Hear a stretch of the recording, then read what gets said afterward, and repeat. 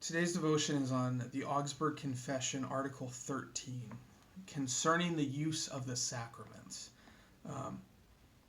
For us Lutherans, there are two sacraments. Well, depending on who you ask, there are like 2.5. But there are two sacraments according to our theology.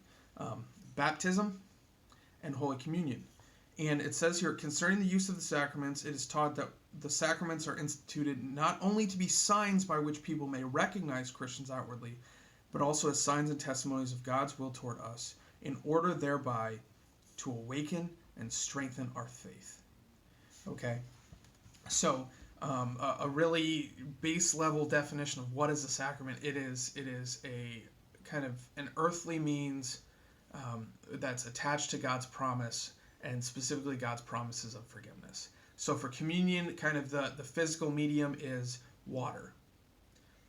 And then the promise is adoption into the family of God, the promise of forgiveness, that kind of thing. We talked about baptism last week, I think.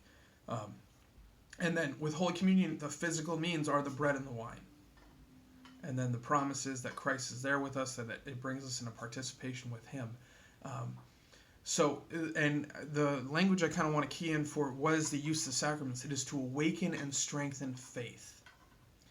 And where does this impact our practice today is in how we practice the sacraments. Because there's a lot of, how shall we say, flexibility with the practice of the sacraments, right? Like I believe I mentioned previously, I grabbed my cup of coffee and I asked my middle schoolers a couple of years ago, I said, could I baptize one of you with this cup of coffee?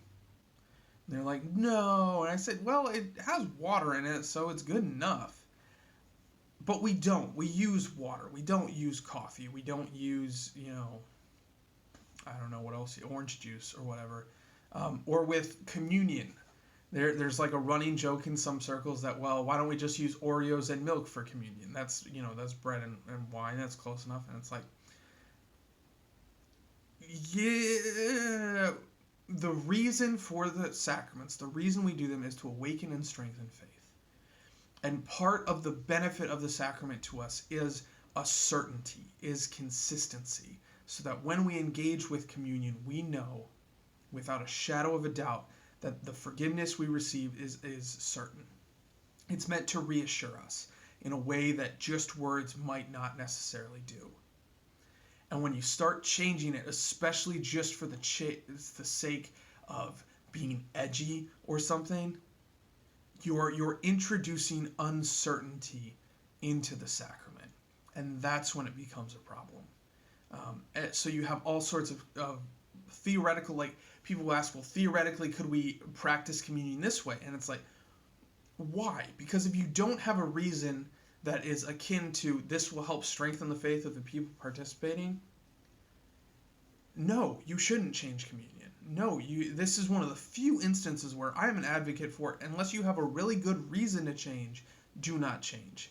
In a lot of other instances, go ahead, try new things, try if they work, see if they work. If they fail, no big deal. The sacraments, though, you leave them be, because they're supposed to be consistent. They're supposed to be an instance of certainty in our experience of faith, in our walk with God. So that's kind of a little bit of a dive into the use of sacraments. Like I said, this is another thing that we will circle back to at least one or two more times. So again, if you have questions, drop them in the comments below, and I will do my best to notice that we have them and reply as necessary.